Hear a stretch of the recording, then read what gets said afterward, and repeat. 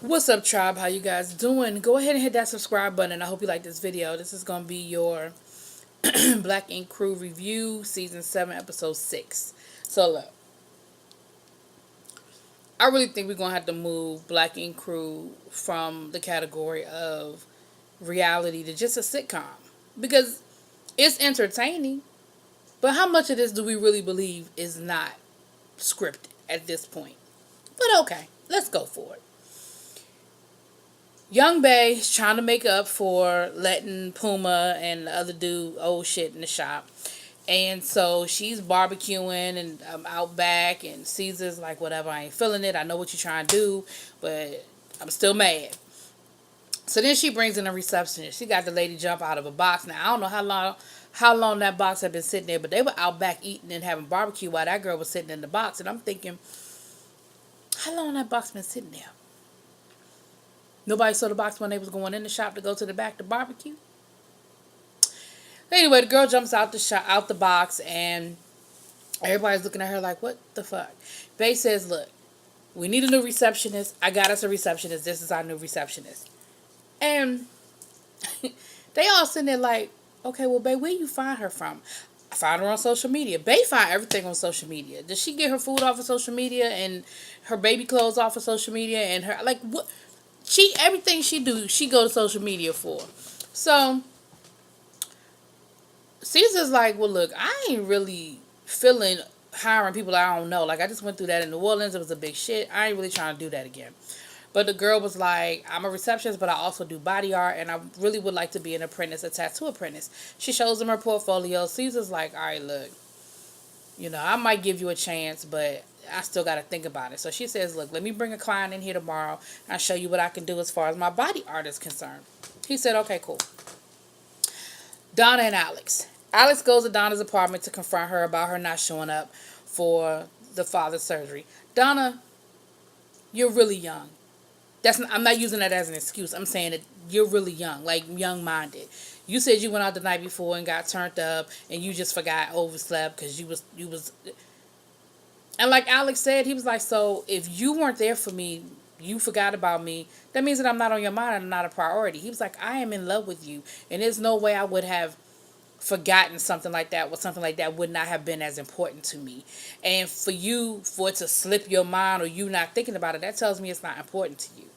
And he is absolutely correct. I would take it the exact same way. That I'm just not important to you. And she just wasn't getting it. She was like, I'm trying to apologize to him, but he just ain't trying to hear it. Everything is just not an apology and I get over it. People think I fuck up, I apologize, and that's supposed to be the end of it. No.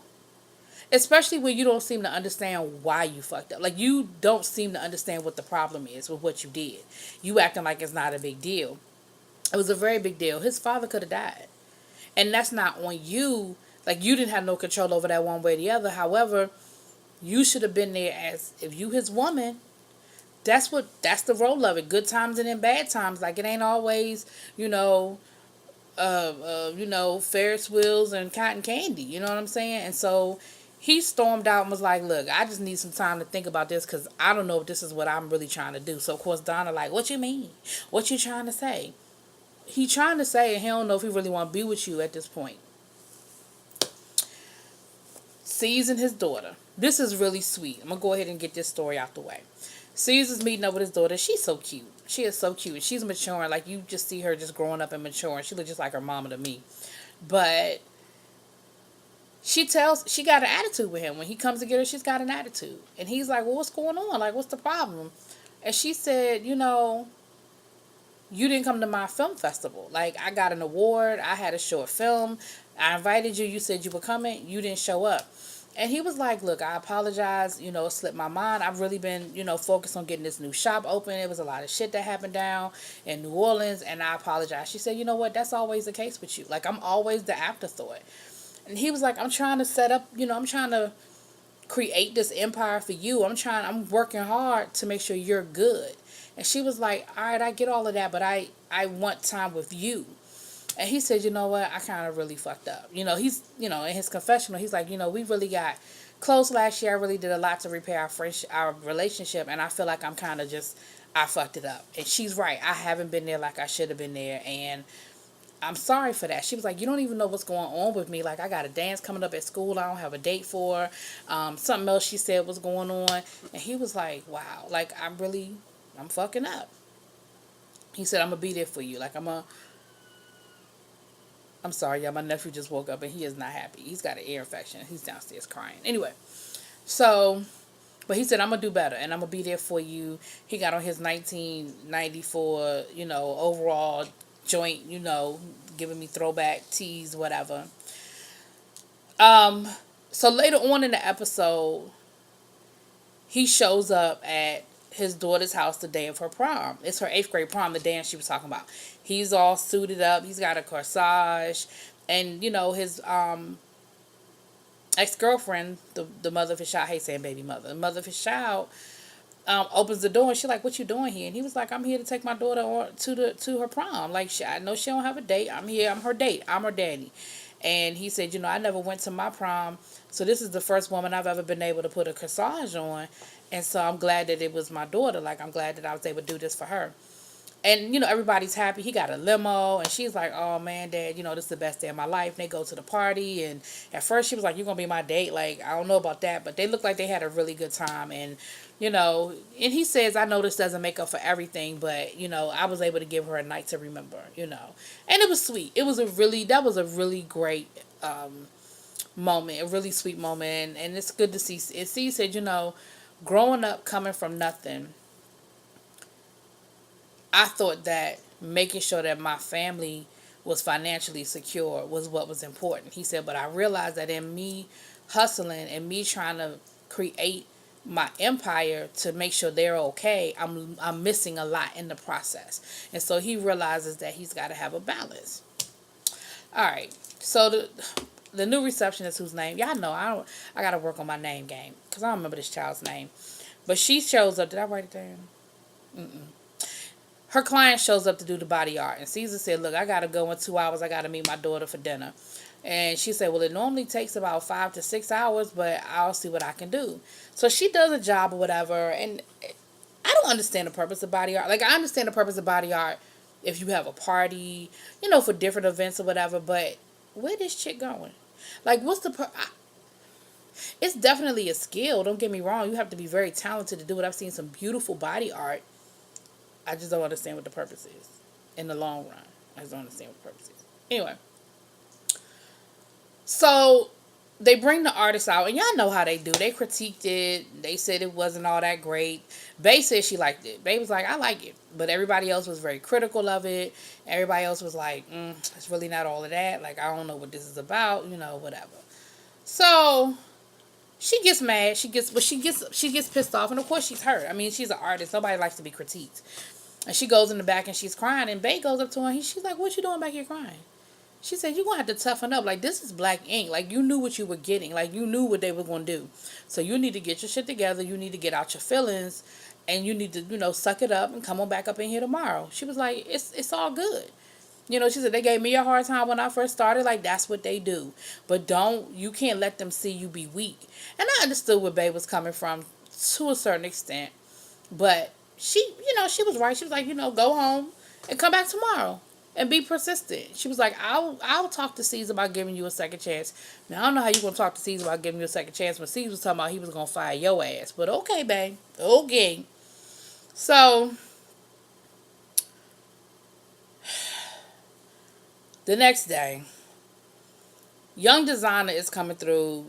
Caesar did a tattoo for him a couple of weeks back. Young Designer is coming through, so Caesar's having a party for him, and he's having a panda party. Now, I know that that's Designer's, hit song, but wasn't that, a 3-year ago hit song? Because I remember when the song was hot, because I remember I was like, panda, panda, panda, panda, panda, what the fuck is this? You having a panda party? But anyway, so he's got strippers with the big heads of the panda on, and they doing what strippers do. So they having a party and everybody's dancing, and y'all know what they doing, right? The receptionist shows up. She goes and she talks to C's and she says, look, I know I might have been tripping a little bit yesterday, but I'm an artist. I'm real sensitive about my shit, haha. Shouts out to Erykah Badu. She said, but I really want to be a tattoo artist, and I really wanted to be an apprentice to you. However, I know you need a receptionist, and if that's where I got to start, that's where I'm willing to start. And Caesar was like, all right, cool. You got the job, and, we'll see about things in the future. But for now, you got the job. You're the receptionist. All right, cool. So Donna rolls up to the party. Oh, Donna rolls up to the party. She's letting her and the girls have a moment outside. She lets the girls know that Alex is mad at her, but she heard from Mo.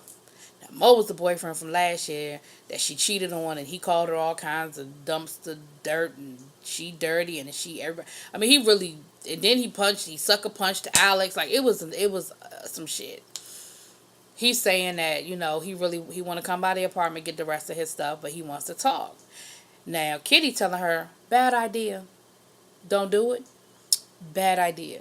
Mind you, Alex still ain't talking to Donna. And Donna is one of those people that needs attention. If she ain't going to get it from Alex, she going to entertain Mo. So, the girls are basically telling her, probably not a good idea. Don't, But Donna is Donna, and she wants closure. I don't know why we always need closure. I'm guilty. Been there and done that. But why we always need closure? So, Donna is going to meet up with Mo so he can get the rest of his stuff and she can talk to him. She goes back in the party. Alex is ignoring her. We see Tati and Ted flirting. And Tati said, look, I don't really want I keep calling that woman Jade. Scott don't need to see me because you know how Scott is about you, and I just don't want no problems. I don't want no smoke. And, Ted don't give a fuck. He like, whatever. Like, you scared of her? Whatever. Because she always, anyway. So, in the meantime and in between time, Donna done invited Jada up there. But Donna didn't know that they had hired a new receptionist. She was like, we're going to invite Jada up here. Let everything blow over. She can get her job back. But, of course, when Donna found out that there was a new receptionist, Donna wasn't feeling it. She wasn't happy about it. And she was like, that's fucked up. Jada's thing is, everybody else get fired and get their job back. I figured I would get mine back, too. That's not a crazy philosophy, to be honest about the matter. However, probably not so much with you. Because I was thinking, at the beginning of this episode, I was thinking the same thing. Like, well, I guess Jada really ain't going to get her job back, huh? Because I was thinking the same thing. Everybody else get fired and get their job back. But I guess Jada really ain't going to get her job back. So, of course, Jada is Jada. She come in there being all extra, got a little, I don't know, little top bustier, I don't know, dominatrix type thing going on. And Donna ass gonna say, oh, they got a new receptionist. They done hired a new receptionist. So, of course, Jada is like, what? What? That's fucked up. What? And Ted and Caesar are like, what are you doing here? You're fired. Like, leave. You're not, get off these premises. You're not wanted here. And so Jada does what Jada always does. She starts insulting the new girl. Now, the new girl ain't got shit to do with this. Insult Caesar. Insult Teddy. But don't insult or insult Bay since Bay hired her. But don't insult the new girl because it's not her fault. She just came in and got a job. She ain't got nothing to do with the drama or what happened, where, what, and how. She don't even know you. Next thing you know, I think the girl, because she kept talking about the girl, called her a hobbit looking something. Girl called her a Smurf because, of course, Jada got on some blue hair. And they get to fighting. Now, Jada threw the first punch. I think the girl threw a drink on Jada. I don't know what this is about people throwing drinks on Jada. But Jada threw the first punch. And what I didn't understand was security took the new girl out and let Jada stay in the building. Jada came in there starting shit. She should have been the one escorted out. But whatever. Anyway. Then we see Donna waiting for Mo to show up to come and get his shit and talk. Mo stands her up. She's sitting there waiting on him for 3 hours. Ain't no way in hell I waited on his ass for no 3 hours. He would have got maybe a 30, 45-minute window. And then I would have purposely left and phone would have been off. I would have purposely not been available because, see, you playing games now. And that's exactly what it was, because when he finally answered the phone, he cussed her out again. I'm like, what game are you playing? Sometimes people do stuff just to see if they can. So he probably called you up just to see if he could still get you on the phone or could still get you to set up an appointment. Appointment. You know what I'm saying? That he was just playing games with you. Because anything he still got at that apartment, I'm sure could care less about because it's been months. So if he ain't had it all this time, he don't need it. So Tati takes Sky out. Basically, she takes Sky out to let her know that her and Teddy been flirting with each other, and she likes Teddy and Teddy likes her, and she just want to be upfront about it. Sky was very dramatic, but at the end, Sky was like, I appreciate you coming to me. She was like, that's all I want is for people to just be upfront with me and be honest with me. So I appreciate you coming to me and letting me know what's good. Thank you. Appreciate it. She was like, but you got my blessing. Like, if you want to put up with his bullshit, by all means, go for it. Have a great time. Then we back at the shop. Jada shows up because she was like, I'm just gonna be persistent. Everybody else, that's what doing. She was like, everybody else get their job back. So I figure if I just keep showing up, I'll get my job. Of course, the new receptionist shows up, and Jada think that Caesar's gonna pick her over the new receptionist, and Caesar's like, Jada, you're fired. This is my new receptionist. You don't work here. So they're gonna try to say, well, you can't fire. She's gonna try to say you can't fire me because I'm pregnant. So of course everybody was like, well, and you can't fire a pregnant woman. Well, that's not quite true. There are laws that protect an employer from firing a woman just because she's pregnant. But it's clear evidence that that's not why they fired you. They got rolls and rolls of video. And if they were even thinking about changing their mind, the way you acted the other night. So here go Ted. So at first Caesar was like, well, we didn't even know you was pregnant, which isn't true. Because Donna told them that you was pregnant when they were down in New Orleans. Nobody knew it to be true, but Donna did say it. But Ted was like, so you was pregnant the other night when you was in here fighting? That's when you was pregnant? Oh, okay. So yeah, that whole you can't fire me because I'm pregnant piece, that's not gonna work in this case. Unless New York has some very, very strict laws to protect women, that's not going to work in this case. Because they have very clear evidence that they had cause to fire you. Because she's trying to say that her being fired in New Orleans, it wasn't a good reason she was fired in New Orleans.